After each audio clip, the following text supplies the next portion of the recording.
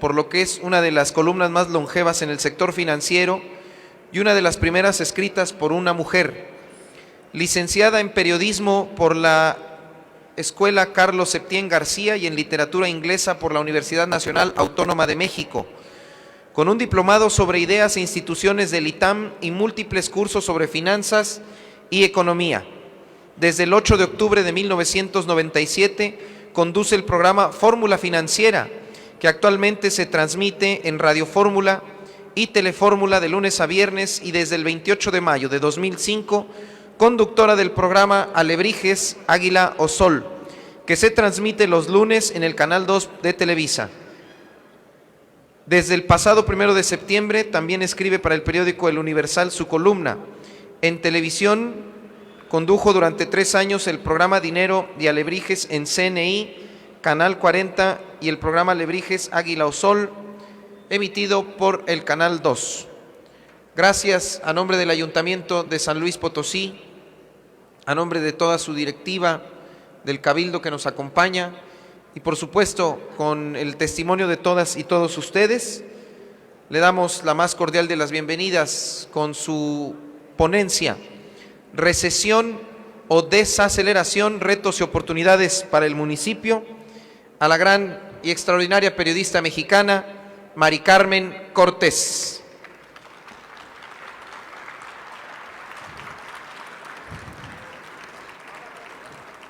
Hola, ¿qué tal? Antes que nada, los quiero felicitar porque tienen un alcalde muy promotor. Y lo conocí en octubre vine a San Luis Potosí después de 1000 años, porque soy mamá de ciclista y mi hija participaba en la carrera de Nairo Quintana.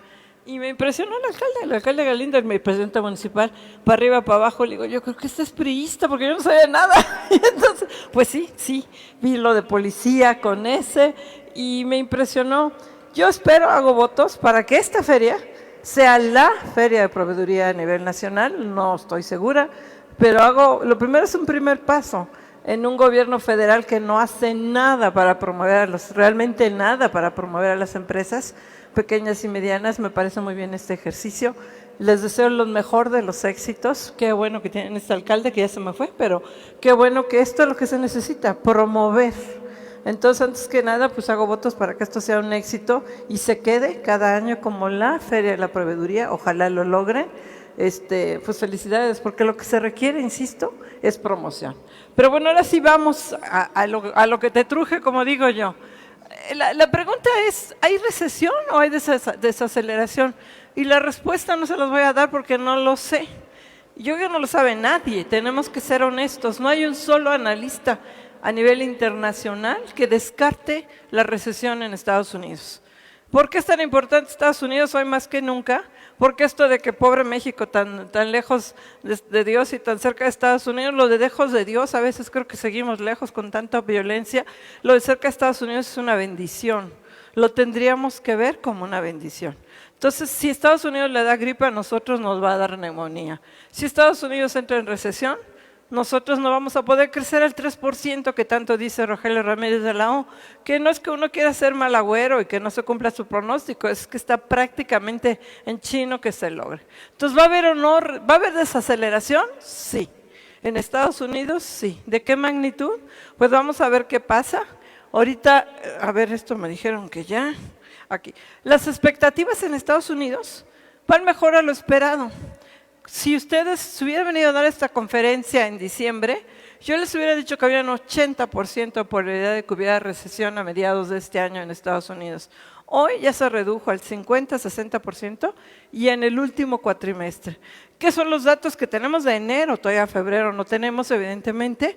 Mayores empleos, mayor consumo. El consumo representa 2/3 partes del Producto Interno Bruto en Estados Unidos. Y hay datos contradictorios. Ahorita les voy a hablar más sobre estos datos, pero la economía de Estados Unidos va mejor de lo que se hubiera esperado en diciembre. O sea, esto ha hecho que van disminuyendo, pues conforme van mejorando los datos económicos de Estados Unidos, van disminuyendo las expectativas de una recesión. Ojo, la desaceleración se mantiene. Entonces, hay ganancias de empresas medianas mejores a lo esperado. Estos son los datos que se están registrando en este mes de enero. Todavía, insisto, no tenemos febrero. El alza en las tasas de interés, que es un alza que tenía todo el mundo apanicado el año pasado, no ha afectado el crédito.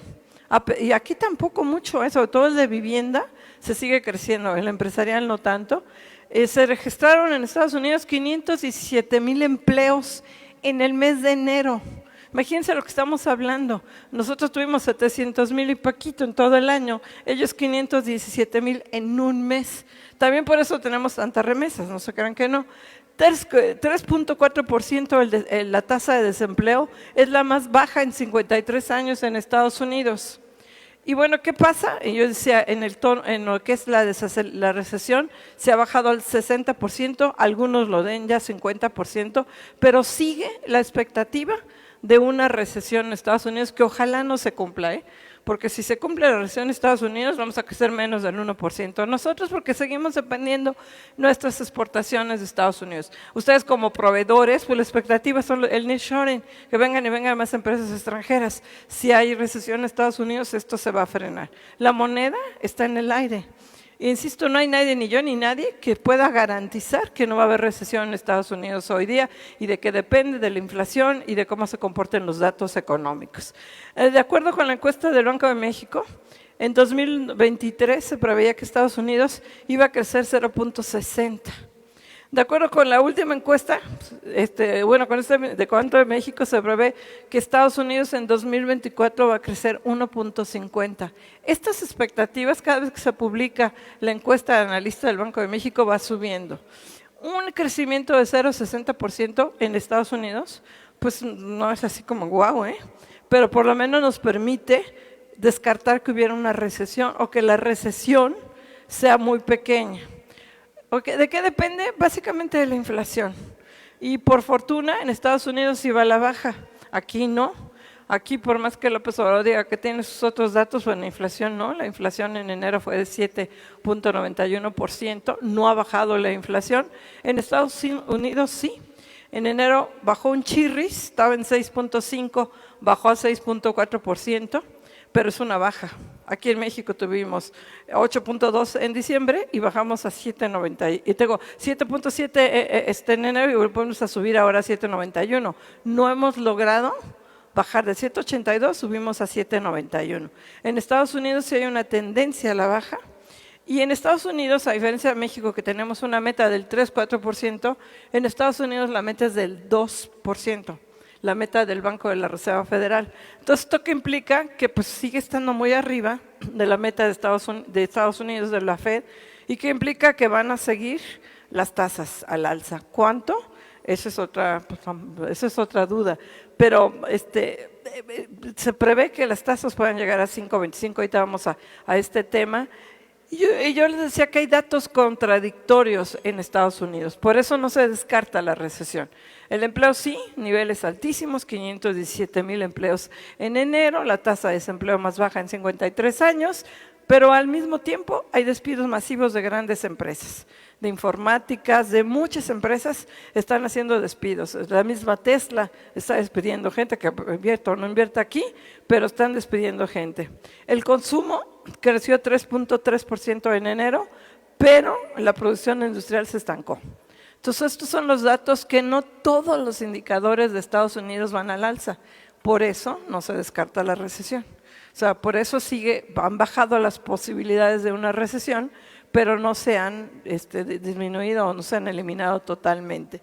Y se empieza a hablar ya en Estados Unidos de un término que al menos yo no conocía, y yo siempre digo, como yo no soy economista, cada vez que me hacen una pregunta difícil, digo, yo soy periodista. Entonces, pero la verdad es que se usa ya este término que para mí llamó la atención, que le llaman rolling recessions, que son como pequeñas recesiones en algunos, o caídas en algunos sectores, pero así le llaman, sería crecimiento desigual. Lo tenemos también aquí, no todos los sectores crecen, no todos los estados crecen a la misma magnitud. O sea, hay estados que están creciendo al 10%, 8%, hay otros que están creciendo muy poquito. Entonces son diferentes, a nivel sectorial, estas pequeñas recesiones y en diferentes fases. ¿no? O sea, no es así como una recesión generalizada. A mí me llamó la atención, le digo, este término yo no lo conocía, pero cada vez se está manejando más en todos los medios y en Estados Unidos, precisamente porque se está descartando una recesión generalizada. La construcción de casas, que es un dato negativo, cayó en 2022 por vez primera desde 2009.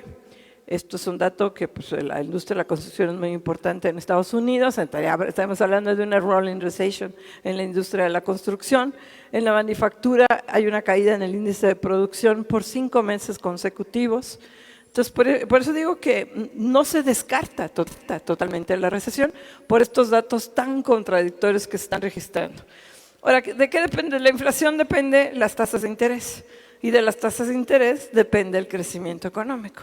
Entonces, hasta ahorita el Banco de la Reserva Federal se ha comportado acorde a las expectativas del mercado. No ha habido ninguna sorpresa y esto ha ayudado a que el dólar se esté depreciando y nuestro pesito esté muy bien.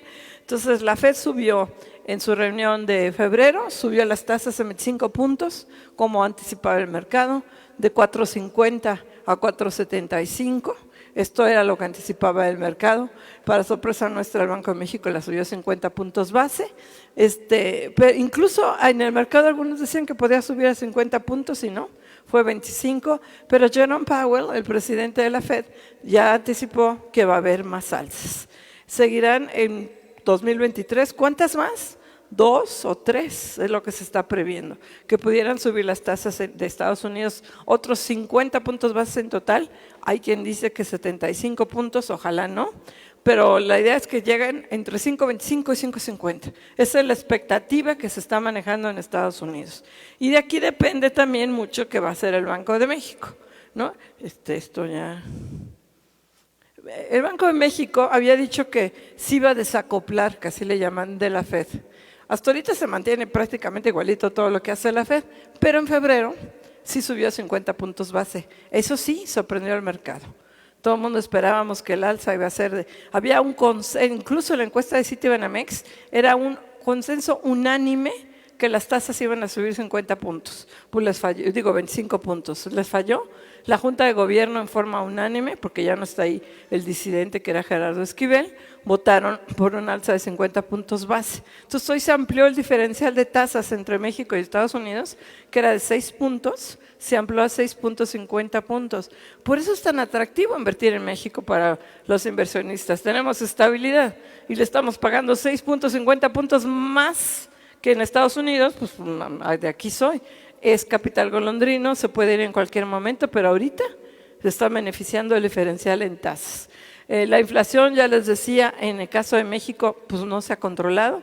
7.82 en diciembre, 7.91 en enero, la subyacente 8.45 en enero. Y yo ayer salió la encuesta de analistas de Citibanamex, yo no la pude incluir aquí en la presentación, que la tuve que enviar desde el lunes, pero ayer que salió la nueva encuesta, yo estaba segura, y consta que no soy economista, de ahí siempre me lavo las manos, que la inflación en febrero iba a ser más alta, que iba a seguir presionada. Pues ayer, para mi sorpresa, en la encuesta de analistas de Citibanamex, que son 28, 29 analistas, que saben más que yo, pues son los que se dedican todo el día a esto, pronostican que la inflación no va a ser tan alta en febrero, que va a bajar. Eso se va a dar a conocer mañana, se da a conocer la inflación de la primera quincena de febrero y están anticipando 0.34 y están anticipando una inflación menor. Yo hubiera dicho todo lo contrario, si el huevo está por las nubes, si subieron las cotas de peajes de las carreteras, si los salarios están empezando a presionar a las empresas, yo hubiera creído y jurado que la inflación de febrero iba a ser más alta. Claro, vamos a ver, y lo vamos a ver este jueves que se publique la inflación por parte del Banco de México, si tuvieron o no tuvieron razón los analistas. Este es el consenso, ¿no? Y luego tenemos las reuniones de política monetaria que siguen, donde podrá haber alzas. La verdad es que por más que diga el Banco de México que se desacopla de la Fed, la seguimos igualito. La Fed tuvo su reunión próxima el 21-22 de marzo, donde van a subir las tasas, yo creo, 25, bueno, yo y todo el mundo, 25 puntos base, y México la tiene el 30 de marzo. Si ven el calendario, la Fed la tiene en mayo de 2-3 y después México en mayo del 18.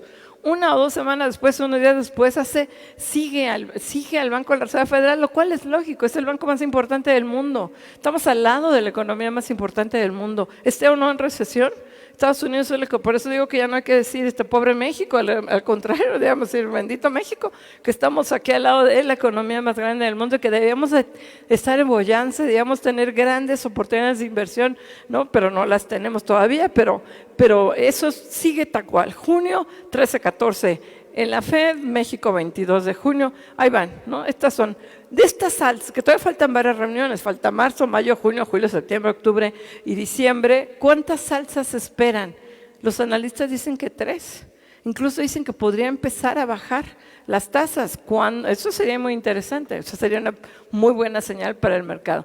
Pero por lo menos esperemos entre 2 y 3 alzas más en las tasas de interés, que esto es muy importante para que ustedes, de todos los que necesitan créditos, se protejan, sobre todo los créditos hipotecarios, están todavía a niveles del 11, 11,5, que es la tasa del CETE, y a largo plazo y a tasa fija. Ojalá, si alguien me pregunta, oye, ¿me endeudas? Si te puedes endeudar a tasa fija, sí. Si te vas a endeudar a tasa variable, no, porque las tasas van a seguir subiendo, aunque la expectativa es que bajen un poquito ya a fin de año. Vamos a ver, depende, insisto, de la inflación. Entonces, bueno, estas son las reuniones de política monetaria que decimos que siguen tal cual a lo que hace la FED. Se publica el calendario de la FED y el Banco de México a la semana siguiente o día después publica su calendario. Las tasas en Estados Unidos podrían subir a 5,25, alguien que dice que 5,50. En México se habla de 11,25 a 11,50 que pudieran subir las tasas, dependiendo, insisto mucho, de cómo vaya la inflación. Si en febrero la señal es positiva de que la inflación empieza a ceder, entonces es muy probable que el Banco de México ya haga alzas o más esporádicas o ya solo de 25 puntos de base. En su reunión de política monetaria, Victoria Ceja y la Junta de Gobierno del Banco de México ya anticiparon que en marzo va a haber un nuevo incremento y que el incremento va a ser menor. Si fue en febrero de 50 puntos base, habrá que esperar 25. Esto es casi un hecho, ¿no? Luego tenemos, cámbiate aquí, ya la expectativa de México. Para mi total sorpresa, la de los analistas, excepto la del secretario de Hacienda, la economía creció 3% en 2022. Es un buen crecimiento, porque se anticipaba que iba a crecer menos. Originalmente el secretario de Hacienda había pronosticado 4,1, pero se le atravesó Ucrania. Y la guerra de Ucrania, sin lugar a dudas, modificó el panorama geopolítico, lo sigue modificando. Esa guerra no se ha acabado. Ayer el secretario de Hacienda, en este aniversario de los 90 años de Banobras, reconoció que un riesgo es la guerra en Ucrania, porque ahí sigue. No está terminado y a veces parece que se va a recrudecer y a veces parece que van a llegar a un acuerdo y va Biden escondido y llega, pero la guerra ahí sigue, la amenaza sigue. Entonces los precios del petróleo siguen fluctuando. Entonces, mientras no haya un acuerdo real en Ucrania, yo creo que ese riesgo geopolítico sigue, más la bronca con China, que le tumban los globitos extraterrestres que resultaron que no eran extraterrestres, ¿no? Y que yo no sé por qué los manda China, le tumbaron como 4 y los seguía mandando, pero bueno, sigue el conflicto con China y sigue esa sí es guerra, la guerra con Ucrania. Vamos a ver qué pasa.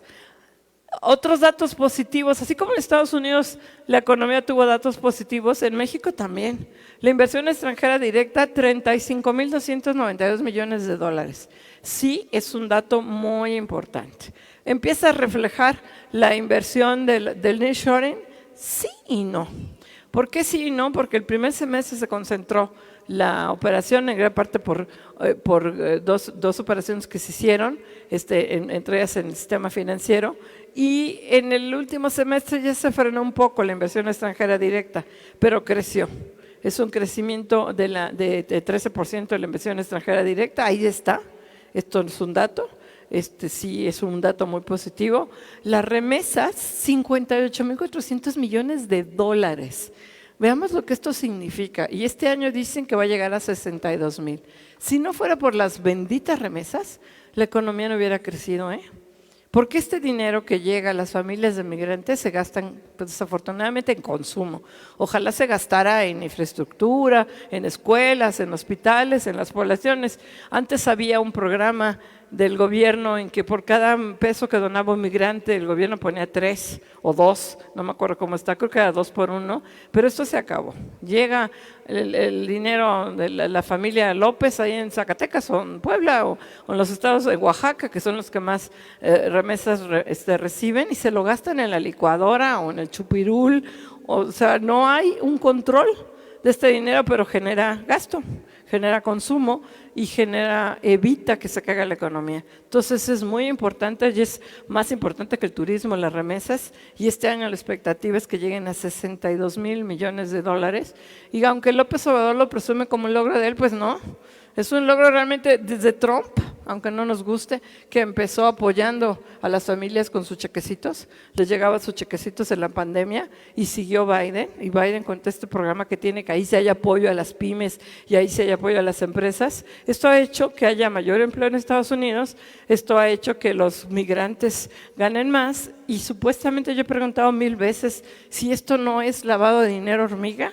Y me juran y me perjuran que no, que los controles en Estados Unidos, que los controles aquí en México evitan que haya lavado de dinero. Ojalá, porque sí es muchísimo dinero el que se está llegando a través de las remesas. El turismo, tampoco cantamos mal las rancheras, 28,346 millones de dólares, fueron los datos positivos que están dando a conocer en el mes de enero sobre la economía en 2022. Esto hay que decirlo. El empleo, ahí sí no. Fueron 752,746 empleos que se crearon en el año. Son muy poquitos. La meta es 1 millón, nunca se ha alcanzado. Y se alcanza, pero luego se pierden en diciembre, y a pesar de la ley contra el outsourcing y a pesar contra todo, son muchas contrataciones que son temporales, y se pierden en diciembre 300,000 empleos. Entonces, claro, al cierre en noviembre a lo mejor tenemos 1 millón de empleos creados, y en diciembre pácatelas, 700,000, que son los que cada año más o menos tenemos, y el reto es llegar al millón al cierre del año. De la inversión extranjera les decía que creció 12%. Frente a 2021, es la más alta desde 2015, es un dato que no hay que menospreciar. Viene principalmente de Estados Unidos, Canadá, Argentina, Japón y el Reino Unido. Y aquí hay un dato que no les va a gustar a ustedes mucho: San Luis Potosí no está en el top 10. En el top 10 de estados que reciben, a mí me impresionó porque, bueno, ahora yo espero que el año que entra con lo de BMW sí lleguen al top 10, pero ahorita no están. Los 5 más grandes son Ciudad de México, Nuevo León, Jalisco, Baja California, Chihuahua, y luego los 5, el top 10, los otros 5, insisto, no están ustedes, está Edomex, Guanajuato, Tamaulipas, Sinaloa y Puebla. Puebla recibe alrededor de 700 y pico millones de dólares. Entonces, si ustedes tienen 800 de la BMW, yo me imagino que para el año próximo en esta lista sí va a salir San Luis Potosí entre los top 10. La inversión extranjera directa es una oportunidad para los proveedores, sin lugar a dudas. Ahí están las empresas, necesitan proveeduría nacional, necesitan ustedes ponerse las pilas, necesitan apoyo de sus municipios, necesitan apoyo de sus gobiernos, necesitan apoyo de la banca de desarrollo para poder ser proveedores. Yo sé que no es tan fácil como, a ver, ahorita llega y hazme 80,000 tornillos. ¿En dónde se concentra el 36% de la inversión extranjera? En manufacturas. Automotriz, eléctrico, energía eléctrica, industria básica, hierro y acero. Eso es donde más se está concentrando hoy la inversión extranjera directa, o se concentró en 2022. Todos estos datos los pueden consultar en la Secretaría de Economía. 15% de transportes, 13% de servicios financieros, 13% en medios masivos. Esta operación, que fue la venta de Televisa con Univisión, generó mucho dinero en el primer semestre. Por eso también salió tan alta la inversión extranjera directa. No fue nada más por el nearshoring, ojo, esto hay que tomarlo en cuenta. El 6% comercio, 5% minería y 4% construcción. Así es como está, para que lo tomen en cuenta ustedes con todo lo que son la proveeduría. Las expectativas para este 2023.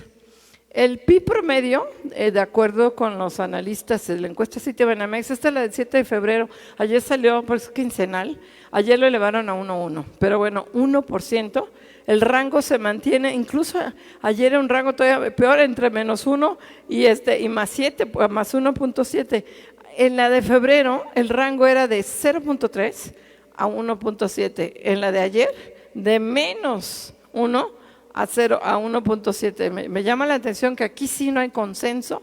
Insisto, son los analistas de casas de bolsa y de bancos que encuestas quincenalmente a Banamex, Citibanamex, que hace una muy buena labor, por cierto, porque es un indicador clave de las expectativas. La del Banco de México se publica una vez al mes, la de Citibanamex se publica cada 15 días y son muy parecidas porque finalmente encuestan a los mismos, son muy parecidas las expectativas. La inflación promedio ya la subieron a 5.2, estaba en 5.1. Sí dato no me gusta, o sea, la inflación, están esperando que termine el año arriba del 5%, porque da igual casi 5.2 que 5.1, menor al 7.91 que tenemos aquí, pero efectivamente la inflación no se puede bajar tan rápido y la inflación hay que bajarla, sí es una prioridad del Banco de México. A quien más perjudica la inflación es a los más pobres, o sea, y si no se genera suficiente crecimiento, ustedes no van a poder vender más. Entonces sí, la inflación tenemos que controlarla, debe de controlar el gobierno, se había mantenido abajo del 4%. Yo recuerdo que en alguna ocasión cuando Pedro Aspe era secretario de Hacienda y logró bajar la inflación abajo del 10%, él me dijo, es uno de los días más felices de mi vida, porque la inflación, recordemos que cuando estaba con Miguel Lamadrid, bueno, no sé si recordamos que se ven todos muy jóvenes, pero léanlo, los libros de historia, porque a mí sí me tocó vivirlo. La inflación en 1987 era del 157%.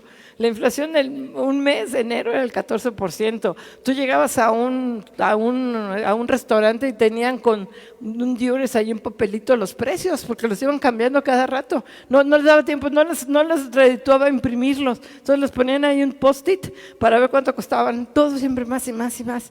Esto se acabó. No podías comprarte nada a meses sin intereses. El concepto de meses sin intereses no existía.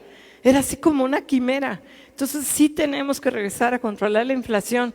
Los jóvenes que tienen menos de 40 años no tienen ni idea de lo que es vivir en inflación.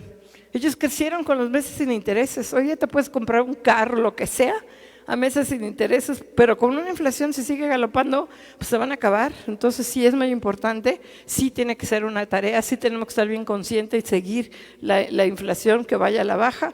Insisto, 5.1, 5.2 finalmente es menor que lo que tuvimos en 2022, pero la meta es 4%, 4%, y eso se va a alcanzar ya hasta el año próximo, hasta 2024. La inflación subyacente sigue subiendo, esto fue de 8.45 en enero. Esta inflación también hay que seguirla con lupa, pero bueno, la expectativa es que baje, no van a bajar tan rápido, pero ojalá sí se logre para el primer trimestre del 2024 que ya tengamos la meta del Banco de México. Las tasas promedio del año, 10.37, es lo que están pronosticando, o sea, no van a bajar tampoco tanto. Y con estas tasas, es bien difícil que ustedes tengan proyectos rentables. ¿Cuánto les va a dar si tienen que pagar más de cuotas patronales, si tienen que pagar más de salarios, y si tienen que luchar con una tasa fija del 11.50 o del 10.5, pues ¿cuánto les va a dar el negocio? Es complicado, o sea, no es tan fácil. Yo lo entiendo, yo los felicito a los que son emprendedores porque a mí me da pánico tener que pagar la nómina cada 15 días, no lo hago, nunca voy a ser emprendedora. Y yo sí sé, tengo un hermano emprendedor, un hermano empresario, el esfuerzo que hacen y los felicito. El tipo de cambio, ahí sí es una sorpresota. Los analistas están pensando que puede ser incluso ya menor a 20 pesos. ¿Quién nos hubiera dicho cuando empezó López Obrador y cuando cerró el aeropuerto de Texcoco que hoy el dólar iba a estar en 18.40? Yo les hubiera dicho, pero no, va a estar en 22 pesos, en 23, en 24. Yo compré dólares, mejor ya ni les digo lo que he perdido. Pero pues qué bueno finalmente que el dólar está bajando. Tiene que ver por muchos factores, no solamente López Obrador, pero sí hay que reconocer como uno de sus logros, mira que soy súper crítica, que no quiere ser López Portillo. Y para él, el presidente que devalúa, se devalúa, entonces no quiere que se evalúe el tipo de cambio, por eso lo presume, y el superpeso, fortachón y todo, aunque no sea su logro, sí por eso mantiene finanzas públicas estables. Qué bueno, es una medida totalmente neoliberal, qué bueno que lo diga, ¿no? Es como cuando presumen tanto el superpeso, y yo el otro día le decía en el programa de Televisa, pues es que esta medida la inició Zedillo.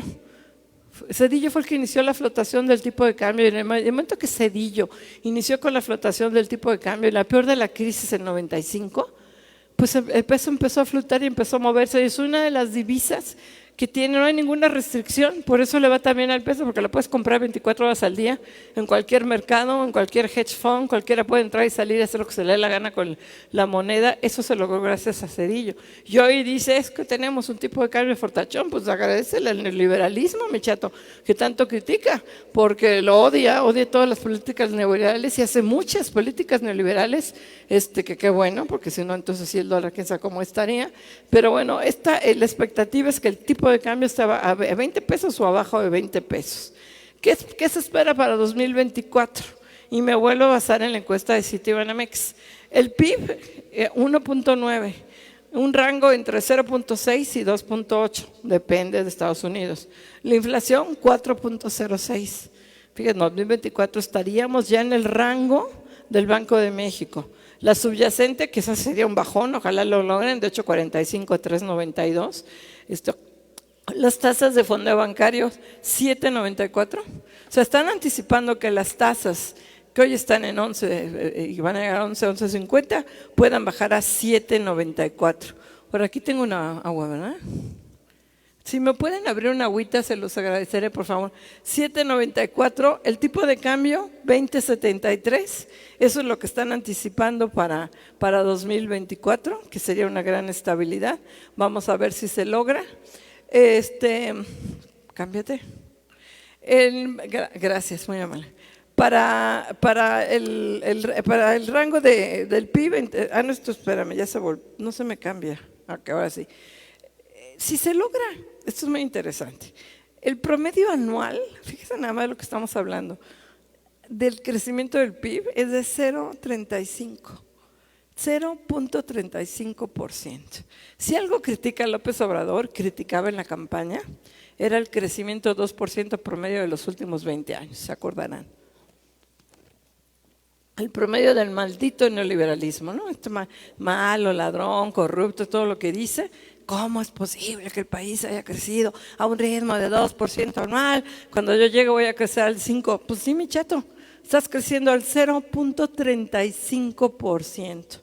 En 2019 tuvimos un crecimiento negativo, menos 0.2%. En 2020 se atravesó la pandemia, eso no es culpa de López Obrador, el mal manejo sí, pero la pandemia no, se cayó el PIB 8.2%. En 2021 rebotamos 4.7%. En 2022 crecimos 3%.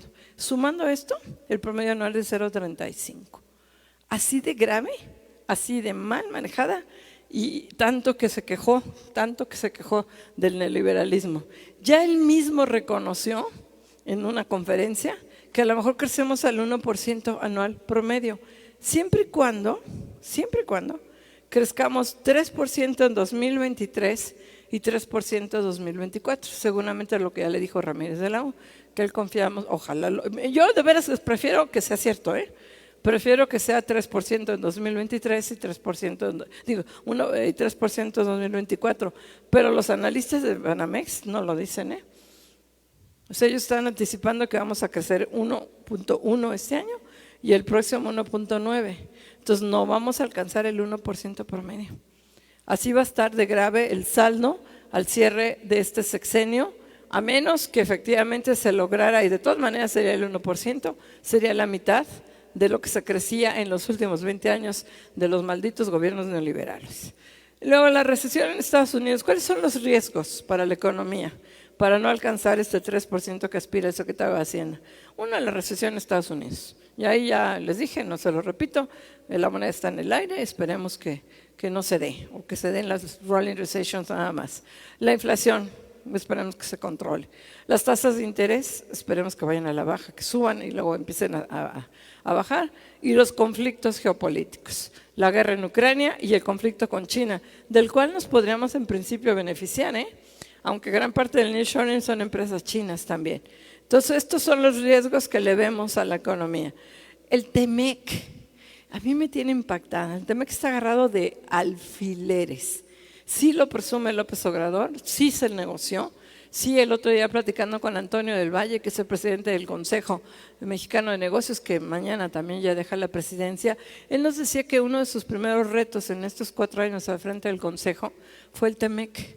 Recordemos que Trump lo quería denunciar, se quería salir del TEMEC y nadie sabía, después de que cerraron el aeropuerto de Texcoco, que iba a ser López Obrador. Entonces nos dice Antonio del Valle que pues ellos se sentaron a explicarle las ventajas del TEMEC, lo entendió, lo asumió, lo negoció y pues lo presume también como un logro, pero hoy hay varias amenazas. El panel arbitral en energía. Las consultas ya las perdimos, como era de esperarse.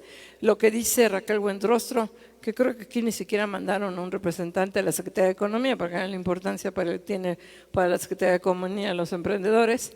Pero la secretaria Buendrostro, ¿qué dice? Que no, que ya con la reforma eléctrica, como hay amparos, no pudo López Obrador, afortunadamente, cambiar la Constitución. Entonces la contrarreforma eléctrica se quedó en la ley de la industria eléctrica. Hay 200 amparos contra esta ley, 200 o más. Se están empezando a ganar.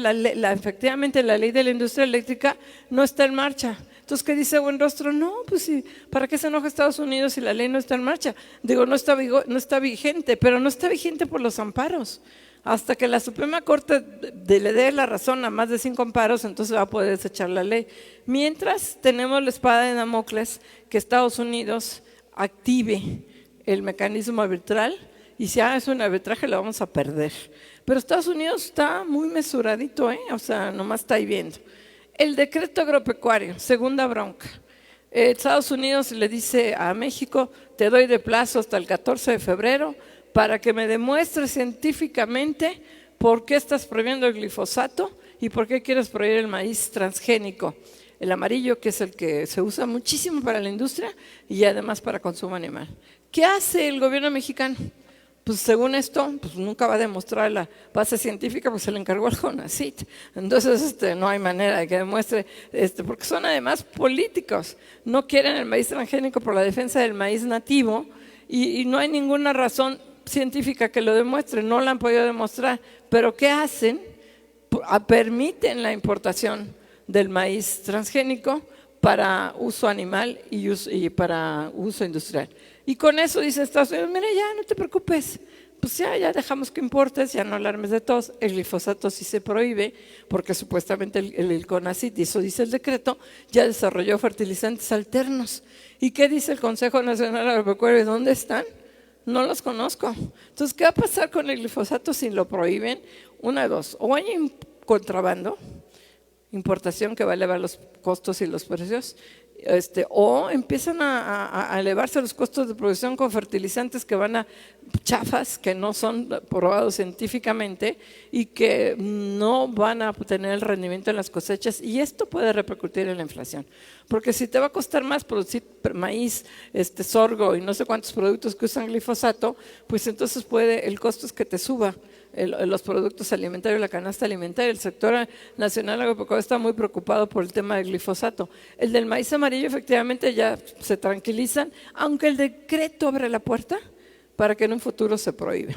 Entonces ahí está la posibilidad de otro, no hay base científica, y está la posibilidad de otro mecanismo de consultas, y del mecanismo de consultas pasar a un mecanismo a un arbitraje. Está ahí la espada de Damocles. Ahora, en el caso del agropecuario, crecen las presiones políticas para Biden. Ya varios senadores, varios legisladores están presionando a Biden para que inicie una disputa comercial contra México. Entonces vamos a ver ahí qué pasa. Hasta ahorita son los riesgos que yo veo en el TEMEC, agarradito de alfileres, y por otro lado ya nos peleamos con Perú en la Alianza del Pacífico, no le damos la presidencia. ¿Y qué dice la Secretaria de Economía? Sí le corresponde a Perú la presidencia, pero no se la vamos a dar. Y no se la vamos a dar porque en mi opinión el gobierno de Perú es espurio. ¿Y dónde quedó todo lo de el respeto al derecho ajeno es la paz? No, ya nosotros decidimos que ese espurio gobierno de Perú no lo reconocemos y no le damos la presidencia a la Alianza para el Pacífico, misma que supuestamente la idea de dejar de depender de Estados Unidos y ver más hacia el sur, pues eso olvidémoslo, porque la Alianza para el Pacífico está naufragando. Luego, la recesión en Estados Unidos es uno de los mayores riesgos, la inflación, ya se los dije, las oportunidades. Bueno, diría que la oportunidad, porque cuando se habla de oportunidades, se habla de la oportunidad, que es el famoso nearshoring, que llega aquí a México, yo lo decía yo de lo de pobre México, tan lejos de Dios, pues no, porque bueno que estamos tan cerca de Estados Unidos, pero ¿qué exigen las empresas? Certidumbre en Estado de Derecho. ¿Qué les dice el gobierno? Vénganse al sureste. ¿Cómo es posible? Lo de Tesla, no sé si a ustedes no les parezca un escándalo, pero es la primera vez que un presidente de la República boicotea en una forma tan abierta a otra entidad porque no la gobierna él. Entonces Nuevo León negocia con Tesla, ya se suponía que iba a ir a Nuevo León Tesla. ¿Y qué dice el presidente de la República? Que ya está fomentando inversiones para todo México, no para los estados donde gobierna Morena, sino para todo México. Es el presidente de todo el país, no el presidente de los estados gobernados por Morena. ¿Y qué dice? No se vayan a Nuevo León, no hay agua. Yo no sé qué esté pensando Elon Musk, además está medio tocadiscos, ¿no? Es un gran empresario, pero es impredecible. No sé si se les va a caer. Quieren que se vayan a la IFA, a Hidalgo. No hay infraestructura. ¿Qué dicen también? El otro día hablamos también con un gran banquero y que nos decía, mira, aquí me vienen las empresas que quieren establecerse en México. ¿Y qué quieren? Pues infraestructura, cómo trasladar sus productos, dónde van a estar los hijos en qué escuela van a estudiar los hijos de sus ejecutivos. Entonces los quieren mandar a Chiapas porque hay agua y lo demás. O sea, el agua sí, y luego, y la infraestructura, y cómo saco mi producción, y dónde van a ir los niños a la escuela. Y todo eso no hay. Entonces desarrolla primero la infraestructura. ¿Qué nos dice el secretario de Hacienda? Que yo ya hasta me río. Vienen 10 nuevos parques industriales. Viene el proyecto transísmico, que yo creo que es el mejor. Este tren que venía desde Porfirio Díaz, que iba a conectar el Pacífico del Atlántico, ¿dónde está? ¿Dónde está el proyecto de los 10 parques industriales? Y yo digo al aire, bueno, pues denme 3, no me digan los 10. ¿Cuáles son los 3 primeros parques industriales? ¿Dónde van a estar? ¿Qué infraestructura van a tener?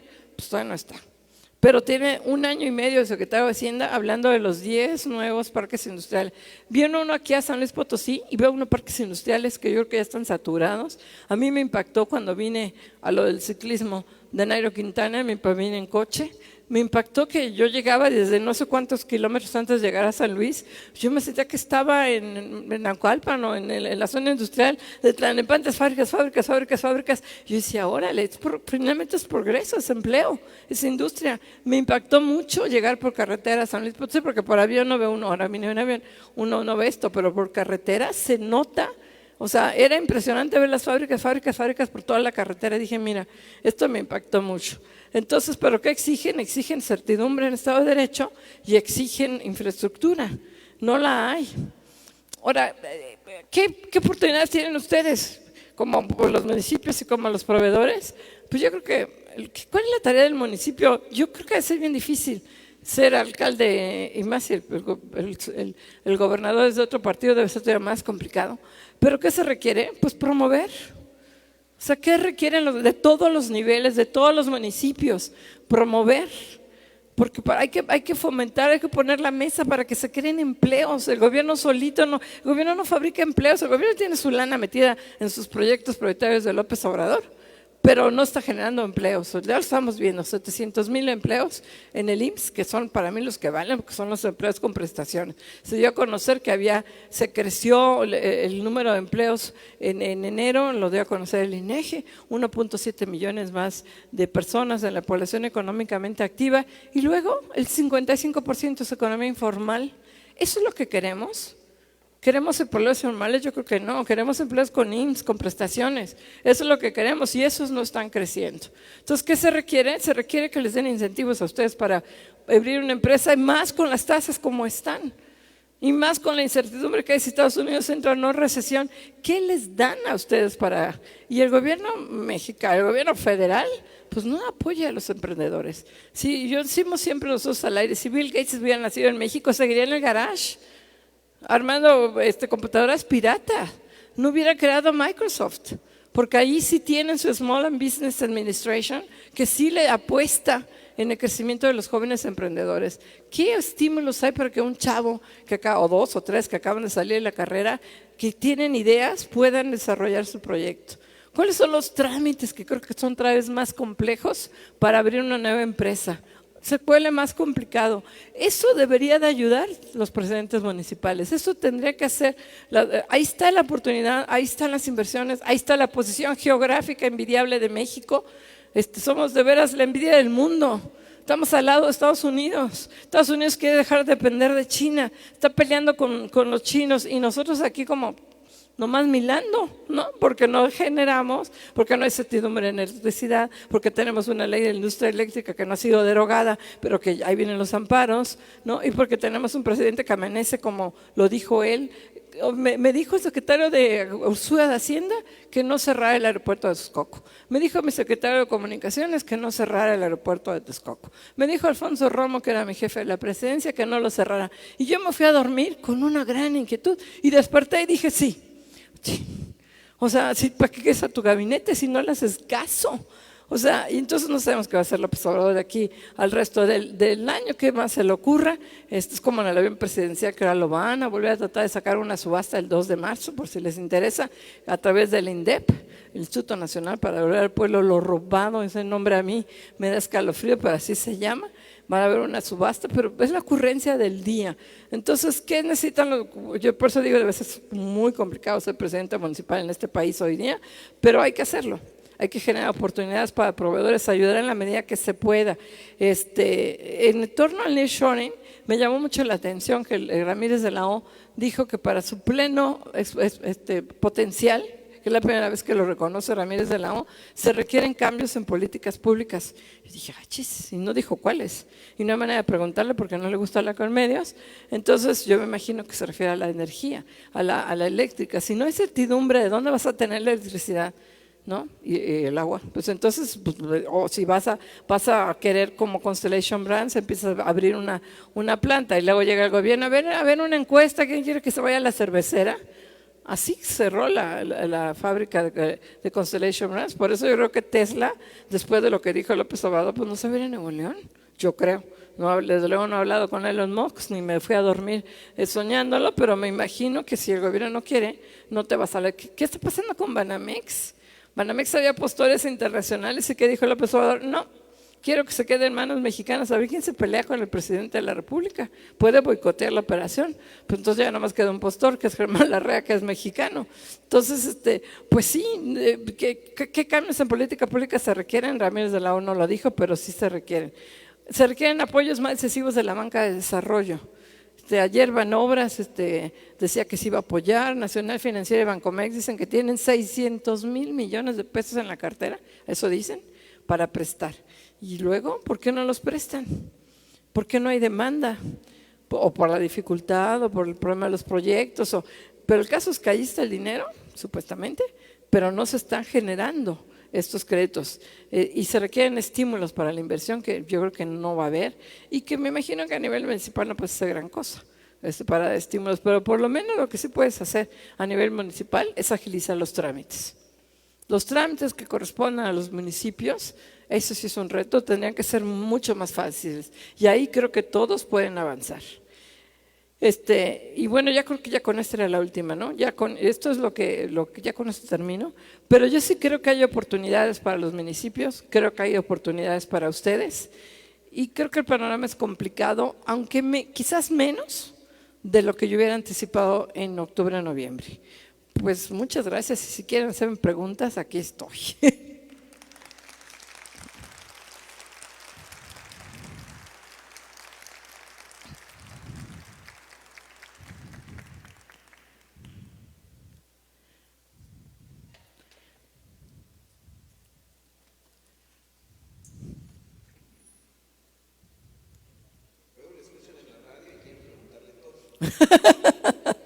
¿Nadie?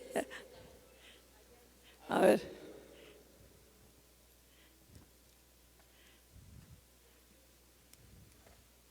Buenos días, Mari Carmen, la verdad es que gracias por venir a San Luis, sí soy un admirador de tu trabajo. Gracias. Creo que eres una de las economistas más importantes de México. Yo me dedico a la industria automotriz, fabrico autopartes aquí en San Luis Potosí y mi pregunta, bueno, tengo dos preguntas. La primera es acerca del mercado interno.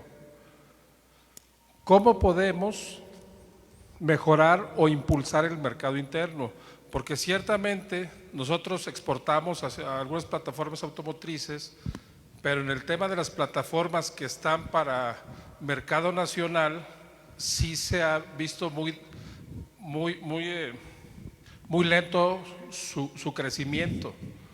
No es igual al de las plataformas que van para Estados Unidos, por ejemplo. Entonces, ¿de qué manera podemos fortalecer el mercado interno? ¿Cómo se puede agilizar el mercado interno? Y mi segunda pregunta es un poco relacionada al nearshoring. Los chinos lo que hacen es puentear. Los chinos llegan a San Luis y ponen sus plantas aquí y de aquí le venden a los gringos. Sí. Es la realidad. Entonces, ese espacio es el que debemos de ocupar nosotros, los empresarios locales, los talleres, las empresas de San Luis Potosí o de la región donde estén. No hay una forma, y a lo mejor esta es una pregunta que no es muy buena, pero no hay una forma de bloquear o de manera gradual ir limitando a los chinos para que las empresas locales resurjan, en lugar de que los chinos vengan y puenteen hacia Estados Unidos nada más. Pues mira, eso que dices de China sí es una realidad. O sea, gran parte del nearshoring son empresas chinas que se vienen a México, se asocian con algún empresario mexicano, se pone una fábrica en México que se llama como tú quieras y realmente es inversión china. Esto sí se está registrando. O sea, el parte de la contradicción del nearshoring es que supuestamente es para combatir a China y resulta que los chinos lo que están haciendo es usarnos de plataforma para exportar a Estados Unidos ante los problemas que tienen para exportar directamente a China. Esto sí es algo que tendría que observarse, pero pues tendríamos que tener una Secretaría de Economía que funcione y una Secretaría de Relaciones Exteriores que no quiera hacer corcholata y que funcione, y no la tenemos, y un presidente de la República que se dé cuenta de lo que está pasando y no se quiere dar cuenta. Entonces sí, podría haberse algún tipo de, por lo menos exigir que si va a venir una empresa china, que a lo mejor no puedes impedirlo, pues la inversión sea del 15% y no del 100%. O sea, sí podría hacerse, pero se requeriría voluntad de, por lo pronto, que se pusiera las pilas de la Secretaría de Economía. No, eso es lo que yo creo que sería básico en reglas de inversión extranjera directa, que permitieran que hubiera, a lo mejor no prohibir la inversión china, porque China, coreana, ¿no? Yo en la Ciudad de México, en el edificio donde vivo, ya estoy a punto de hablar chino para saludar a mis vecinos, porque todos son extranjeros y todos son asiáticos. Entonces sí hay un boom muy importante de inversiones chinas, pero el gobierno no quiere poner ningún freno en el nearshoring. Ahora, estímulos. No solamente no hay estímulos para el mercado interno, hay contraestímulos. Esta regularización de los autos chocolates es increíble. La industria automotriz, que se en autopartes, se ha cansado de pedirle al gobierno que frene, que no permita la inversión de autos chocolates. ¿Y qué hace el gobierno? Pues más y más y más estados. Y vengan más, está legalizando el contrabando. ¿Por qué? Porque le conviene políticamente a López Obrador, porque quiere quedar bien y generar más datos y más votos, y porque es más barato un auto chocolate que contamine que un auto vendido aquí. Entonces no solamente no hay estímulos para el mercado interno, hay contraestímulos, y nuevamente aquí el problema es el gobierno. O sea, de veras, tú que lo ves, no sé si en autopartes te convenga, porque pues en peor chatarras y a lo mejor se venden refacciones, pero sí está permitiéndose la importación de autos chocolate por parte incluso de bandas de mafiosos que importan los autos chocolate ya a punto de ser chatarra en Estados Unidos y los traen aquí y se regularizan año tras año, pero ahora más con este gobierno que primero era la frontera y ya al paso que va a incluir a Chiapas, ¿no? Baje, incluye más en estados, ya no sé ni cuántos van en este decreto automotriz. Entonces sí no hay estímulos. En Estados Unidos tiene con este proyecto de Biden, creo que son $7,000 de estímulo para comprar un auto eléctrico. Marcelo Ebrard va al Acuerdo de París y llega aquí y presume que para el año 2030 el 50% de los vehículos en México van a ser eléctricos. Sí, mi chato, en 7 años, con lo que vale un auto eléctrico sin estímulos. O sea, ¿qué estímulo tiene? Yo tengo un vehículo híbrido desde hace mucho tiempo. Desde que el primerito que salió de Honda me compré un auto híbrido, no eléctrico, pero híbrido. No hay ningún estímulo. No hay estímulos en México. Ya no digas para autos eléctricos. El único estímulo es que no pagues la tenencia, que ya se quitó, creo que todo el país, ya nadie la paga. Entonces, no hay estímulos para comprar autos. Debería de haber, sí. Debería de haber para autos eléctricos. O sea, y más si la meta con el Club de París y el Acuerdo de París es que bajemos a no sé cuánto, la reducción de... Pues es pura bla, bla, bla. No sé cómo ustedes creen que vamos a llegar en el año 2030 al 50% de la planta vehicular eléctrica. Pues no, o sea, no. Ahora sí que no, güey, no hay manera. Gracias.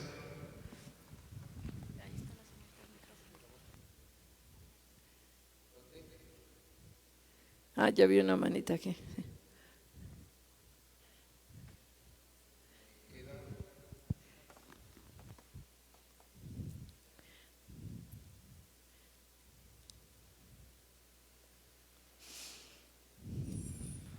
Buenos días, en primer lugar, muchísimas felicidades, Gracias. Mari Carmen, un placer.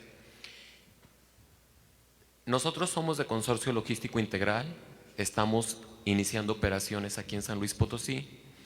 Sin embargo, en la parte a lo que nosotros nos dedicamos, que son apoyar a las empresas en importaciones y exportaciones, nos preocupa el aumento de la inseguridad.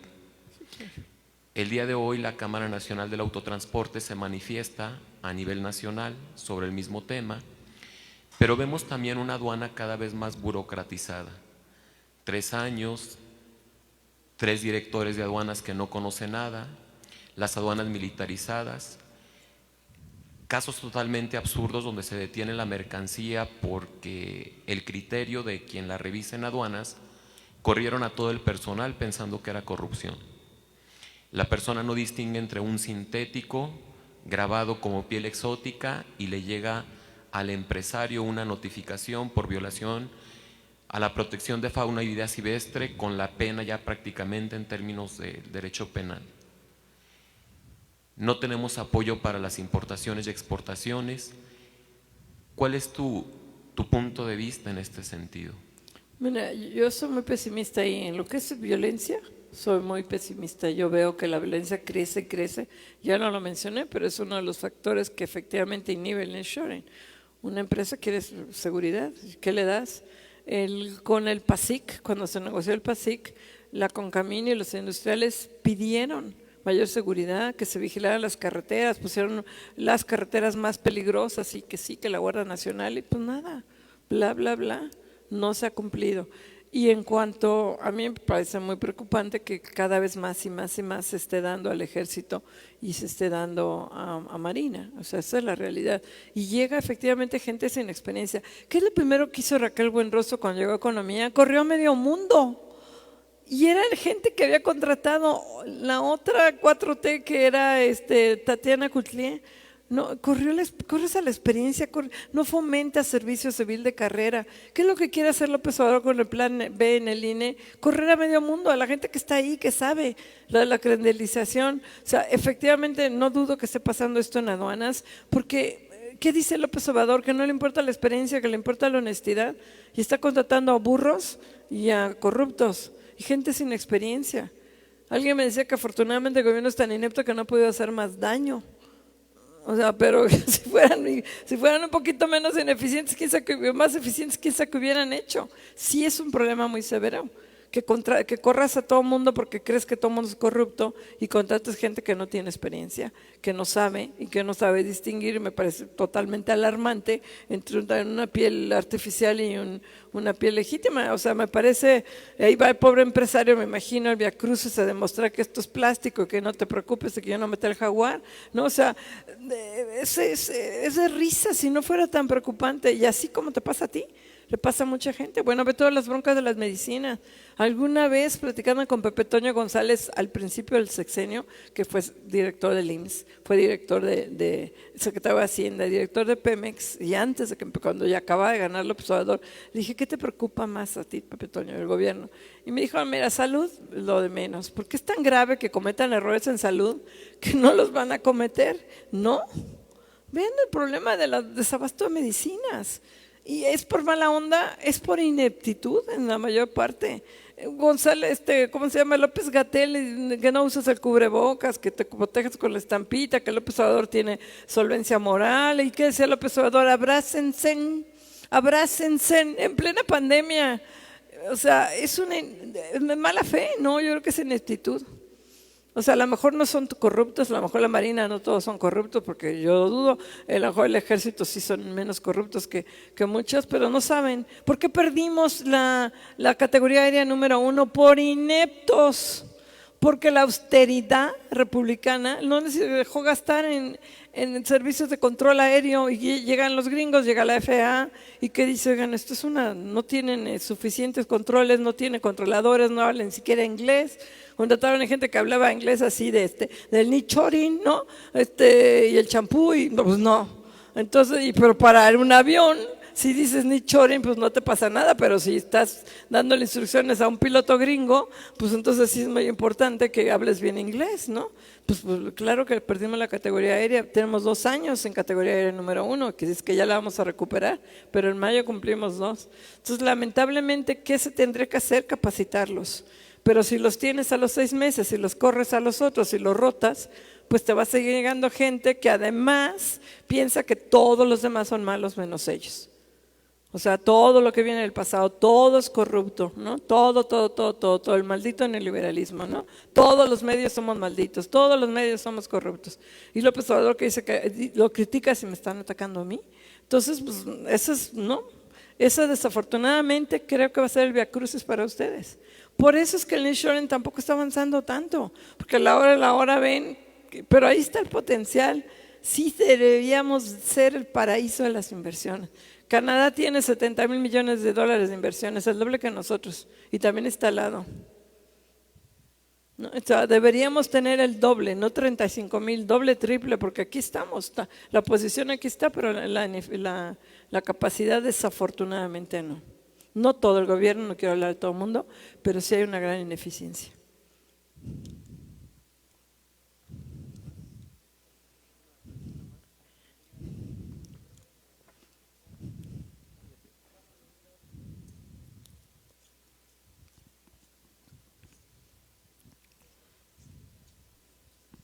Mari Carmen, buenas tardes, gracias por estar aquí, ya te expresé mi admiración por tu Sí, trabajo. gracias. Y pues bueno, San Luis Potosí es un lugar importantísimo respecto al desarrollo económico. Yo quisiera hablar, ya lo has mencionado varias veces, el tema de nearshoring.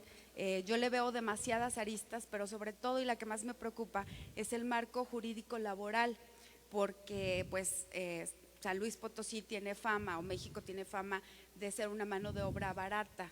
Y también una mano de obra calificada, pero realmente algo que a mí me preocupa particularmente es el marco jurídico laboral, porque hoy por hoy pues nuestro equipo de trabajo no tiene, digamos, bien afianzado esta parte, ¿no? Digo, como empresaria te lo digo, es una de las cosas que más rota el personal, y hoy estamos sufriendo muchísimo por el tema de rotación de personal. Ya lo dijiste también, el tema de seguridad es súper importante. Cuando México podría convertirse en pues como en China, ¿no? Una potencia mundial debido a la cercanía que tenemos con Estados Unidos. Entonces, yo empezaría, no sé tú cuál sea tu opinión, pero el tema de el marco jurídico laboral es primordial.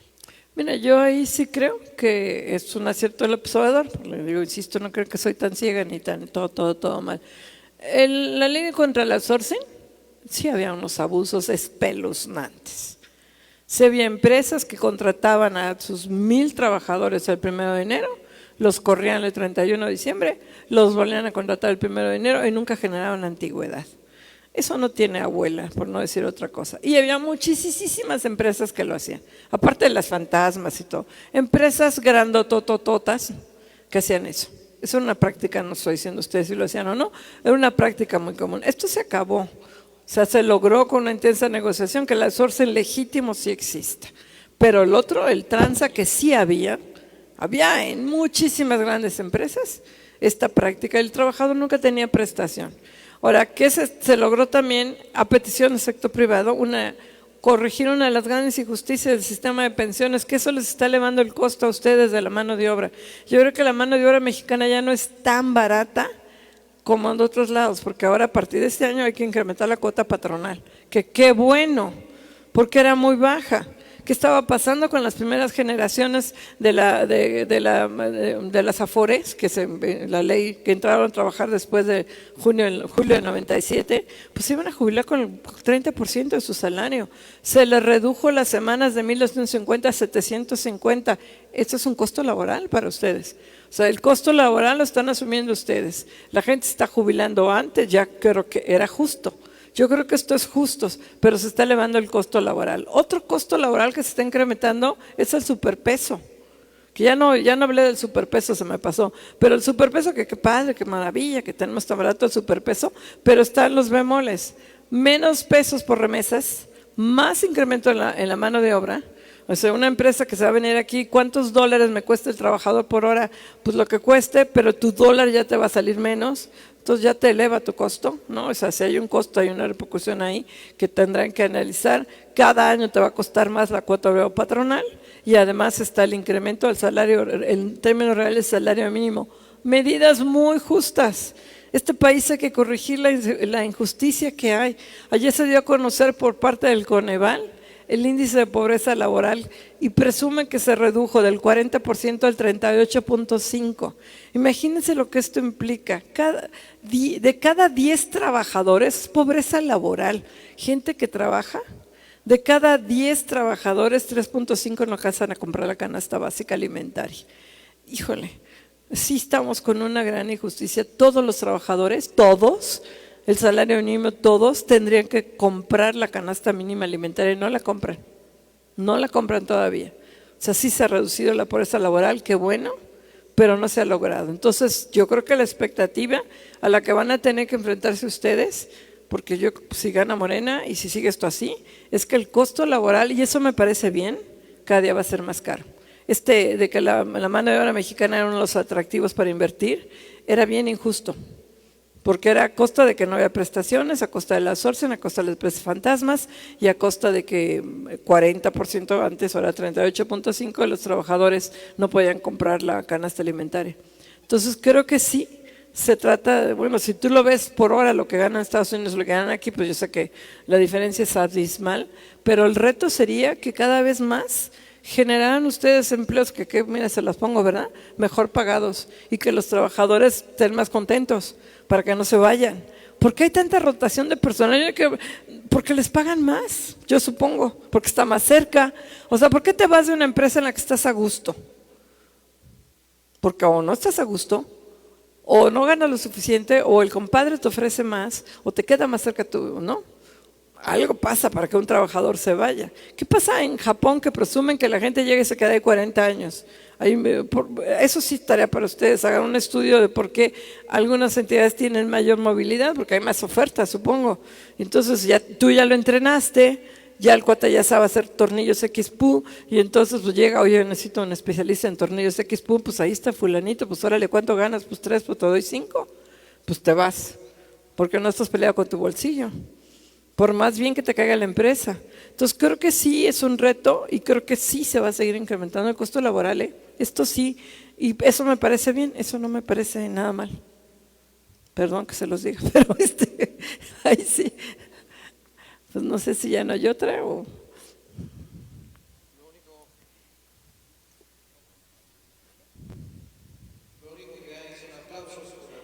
Gracias.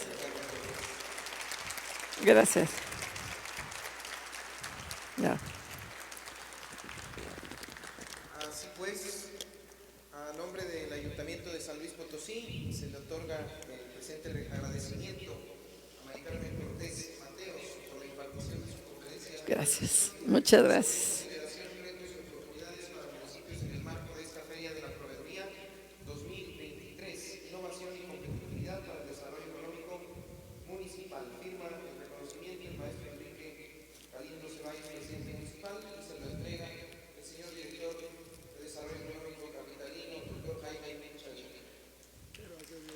Muchas gracias, muy amable.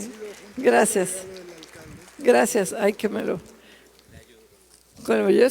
Déjate con esto conmigo misma. Gracias. Es que sí, necesito… Es que tengo una rodilla biónica, entonces ahí sí. Vamos a tomar un breve receso, 20 minutos más o menos. Ahí voy. para dar inicio Ya, gracias. el tiempo. No, gracias a usted. Conferencia del gran, de la extraordinaria.